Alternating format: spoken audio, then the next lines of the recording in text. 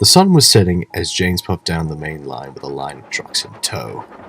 The trucks were filled with scrap, all bound for the ironworks at Killdane. A recent cleanup at Knapford docks had turned up a lot of rusted track and machinery that hadn't been used for a long time. And James had been rusted to take it, being in the wrong place at the wrong time. He had been hoping to be asked to take a late-night passenger service or, at the very least, have a rest.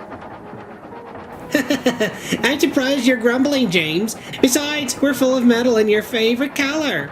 A truck called. Shut up! Rusty red is no color for a splendid engine such as myself. Sparkling crimson red is better. James snapped back. I mean, like your nose that one time with the bees. Another truck laughed.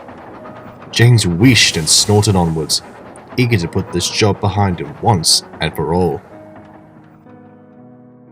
James arrived at the scrapyard just as the sun disappeared over the horizon. The air grew colder as he puffed closer into the smelting shed. Brr. I really don't like this. Neither do I, old boy. But a job is a job, said his driver. As James came to a stop near the main office, the foreman walked up. Ah, thank you for bringing us in. Now, I hate to ask, but could you shunt your trucks into the siding over there? What, me? Why me? I'm not a shunter. James hissed. Well, Ari and Bert are still being repaired. Some bad fuel this morning wrecked their engines. Thankfully, Thomas brought some later. After the repairs, they'll have the fuel to work with at least, he said before heading back to his office. James grumbled dreadfully as he shunted the train into the sidings. The trucks tittered cheekily as he did so. Hey, look, guys, the new shunter. Can't be. This shunter is a big fat tender, and you know what they say? Tender engines don't shunt. Be quiet. James snorted as he bumped the trucks into the buffers. Trucks giving you a hard time? Said a voice. James looked over and saw a young man with a backpack standing near the line side. He had a camera in one hand, and his attention was focused on the small screen. James looked down at the lad incredulously. He was used to train spotters, but at this time of the evening, and in a scrapyard, he found it a bit odd, and he really wished he was pulling something more splendid than dirty trucks and dirty sidings. Yes? Now, pray tell, what are you doing here? This is private railway property, you know. Oh, I know. He sat his camera down and pulled a high-visibility vest from his bag. I have permission from the manager to record here as long as I don't do anything foolish. I'm here working on a project for a university. The Spirit of Steam, he said. James looked at the young man curiously. What kind of spirit do you mean? You're not talking about ghosts, are you? I am, said the young man. There have been many ghost sightings in photographs over the years. Such things as ghost orbs or even shadow figures showing up on digital photographs or on CCTV video footage. Where most people go to graveyards or old houses to find ghosts, I felt I'd try my hand at finding the ghosts of engines and rolling stock here. If none show up, I'll work on something else. James rolled his eyes. The very idea of ghosts was absurd. Sure, he had thought he had at times seen spirits, but those had been turned out to be real things like Percy covered in ice or something else. Well, you better be careful. A scrapyard is nowhere to play around, even at night. James's driver explained. I know. That's why I asked the manager. He said as long as I don't climb on piles of scrap metal, keep my safety vest on, and follow the safety guidelines, I can film here while it's closed. The young man then picked up his camera and snapped a picture of James and his crew. One for the memories, he said, chuckling. Then he wandered off into the mist. Strange lad, James said. I think it's interesting. I hope he's not too disappointed if he finds nothing, said the driver. Soon James was uncoupled, and he began to puff out of the siding. Suddenly there was a clang, and his wheels left the rails. They bounced along the sleepers for a moment before his driver put on the brakes. Bust my buffers! What happened? James asked. His driver got down and inspected. Some scrap metal must have tumbled off the pile onto the rails. You hit it and off you went.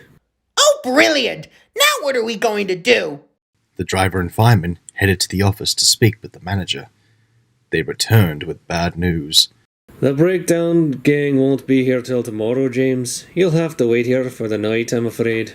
Oh, lovely! James hissed. I was looking forward to a rest in my nice warm shed. And with that, James's crew left and went home. The smelter still hummed with activity behind him, the graveyard shift working into the night. Eventually, James felt his eyelids drop down, and the red engine fell asleep. A sudden hiss suddenly roused James from his slumber. He opened his eyes and looked around. The fog had become thicker, so thick that he could hardly see anything. Even the shapes of the buildings and trucks were lost in the gloom. Suddenly another hiss echoed in the yards. Only this time, it was accompanied by the sound of groaning metal. Hello? Is someone there? James called out. No one replied. Only the sound of more hissing. And this time, puffing. Only the puffing sounded different each time. It sounded like 3 different engines, but each puff sounded like it was coming from everywhere at once. James felt a wave of nerves roll along his boiler. He felt surrounded all around, and what was worse, he didn't know who was surrounding him. Then he felt the ground shudder.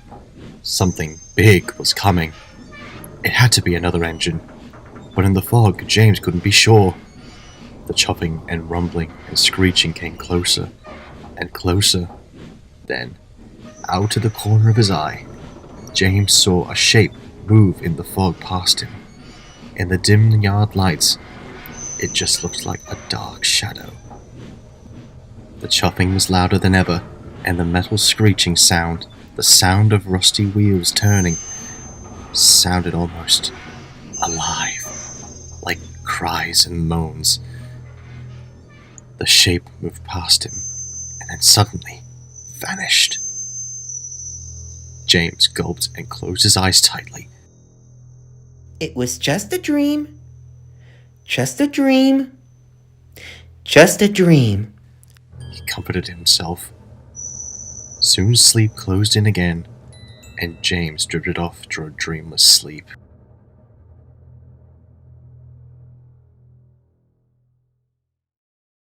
James was soon derailed and taken to the works to be looked over. After the inspection, the red engine was asked to take a passenger train when he got back to Knapford. The run helped ease James's nerves, and he soon forgot about what he thought he had seen. A few days later, the young man came to see James and his crew at the sheds. He was there to show them the pictures he had taken. Check this one out first, he said as he passed them the photo he had taken of James and his crew. In the photo, they saw James and his crew with the smelter shed behind them. But next to James, with just a corner sticking out, was a faded-looking tender. It wasn't very clear, and it was a little transparent, like it had passed by the camera too quickly to be clearly captured. Now what's that? It looks like an engine's tender. I was the only one there. James said, rolling his eyes. Your camera must be faulty or something. And that's not all. The young man continued. He had brought his camera to the crew. The display screen showed one of the sheds in the ironworks, one of the yard lights, and piles of twisted scrap. It was all barely visible through the thick fog, the young man quickly explained. I was messing with some of the settings and forgot I'd switched it from picture mode to film mode. I tried to take a still picture, but it wouldn't click like it usually would. So I took out my second camera and went to photograph something else. I was only away for a few moments before, well, watch. He hit play on the camera, and the film played. The picture shuddered as if the camera was sat down. The voice of the man bemoaning his apparent misfortune, followed by the sounds of footsteps scurrying away. Then another sound came, a kind of puffing noise, followed by screeching metal. The screeching sounded intensely pained. James felt a cold shiver run down his back, and his mind thought back to that night as memories resurfaced. Then a big engine puffed across the screen. It was covered in rust, and had holes in its boiler that showed the boiler tubes.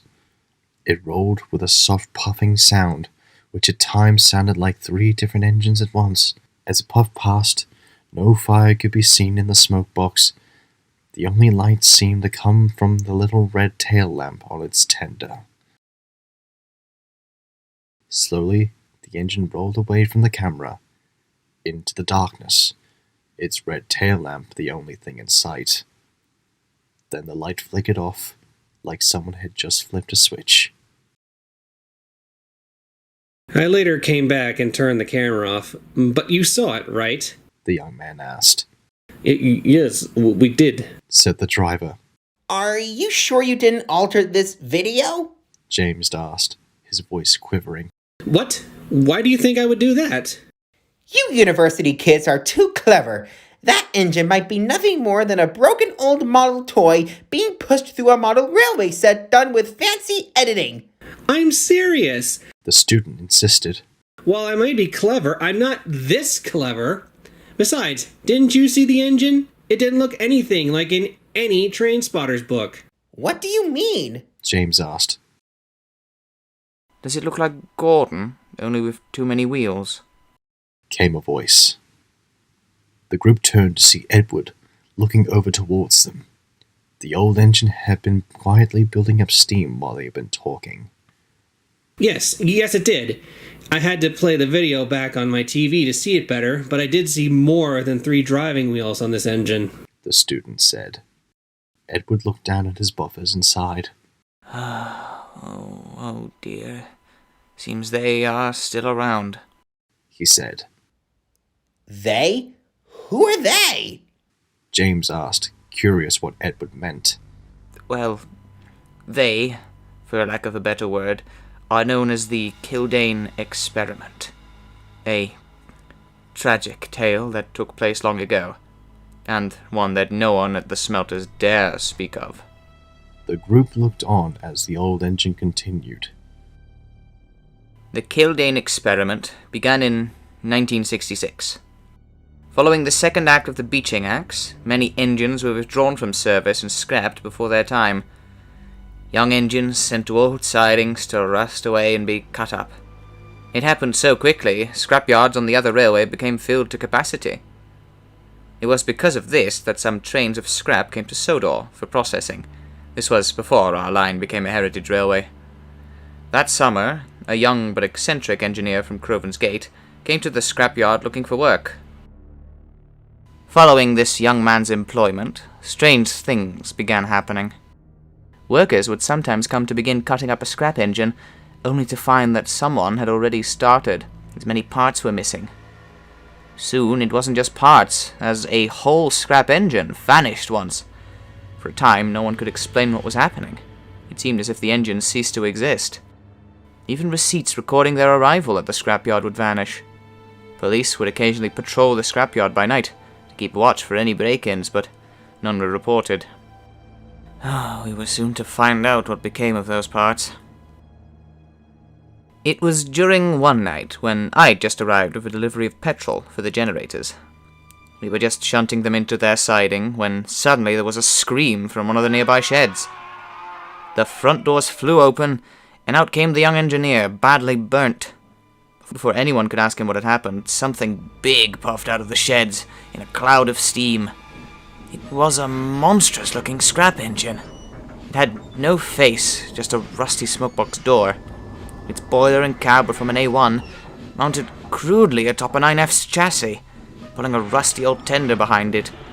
Steam hissed and smoke billowed from its funnel and from its cab, which seemed to glow bright yellow. The hissing was pained, and at times it sounded like 3 engines puffing at once. The monstrous creation slowly puffed its way down the siding before coming to a stop on the points, when its corroded suspension springs finally snapped. When the paramedics and the police arrived, they asked the engineer what he'd been doing. He said he was trying to create a new engine that could revitalize steam on the mainland. He'd gotten a hold of the engine parts from the ironworks. using the place as a parts shop where he could scrounge up all the spare parts he could ever want. During his days off, he would sneak into the yard and steal more engine parts to complete his project. He managed to steal the complete scrap engine using a heavy hauler lorry owned by his brother, Frederick Packard, father to Jenny Packard, in fact. To hide his work, as he knew that all this scrap would be very valuable, he stole and altered receipts from the office to make it seem like no scrap engines had ever been delivered or engines arrived with fewer parts. He'd been in the process of test firing his creation when the water glass burst, spraying scalding steam and water all over him. His goals were terrible and foolish, and for his trouble he would endure many painful surgeries that would end up costing him the use of one of his hands and a lifetime of horrible scars. I sat nearby so I could provide my testimony. During this time, the scrap engine made many terrible noises as it cooled down. Sometimes it was a murmur, other times it sounded like screams. The screams of 3 voices calling out for their end to come. The mess of engine parts was soon dragged away and cut up. But it seems that isn't the end, Edward said, pausing. The men and James stared in shock at the story so far, and while they didn't know what to say, they had a feeling they could tell what would be coming next. Edward then continued. Workers would say that they heard the sound of hissing and clanking around the yard during the night shift, like the sound of 3 engines puffing at once, but it wasn't just puffing sounds. Voices crying out for the end to return, that their rest had become disrupted.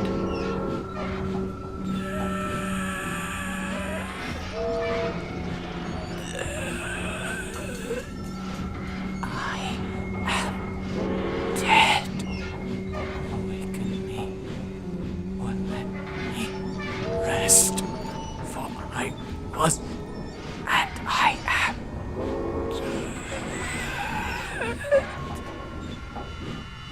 The voices would cry. It seems that engineer and using whole parts of deceased engines disrupted their rest, and now they roam the smelter's yard seeking for their end to come. But it never will. James and his crew looked at the student, who just stared at his camera. His face was still a stone, taking on an ashen appearance. He eventually looked up. Well, He said eventually. I guess my video was a success. James couldn't help but silently agree. Eventually the student left, and he puffed away to pull another train. He did so quicker than usual, almost as if he was eager to take his mind off of something.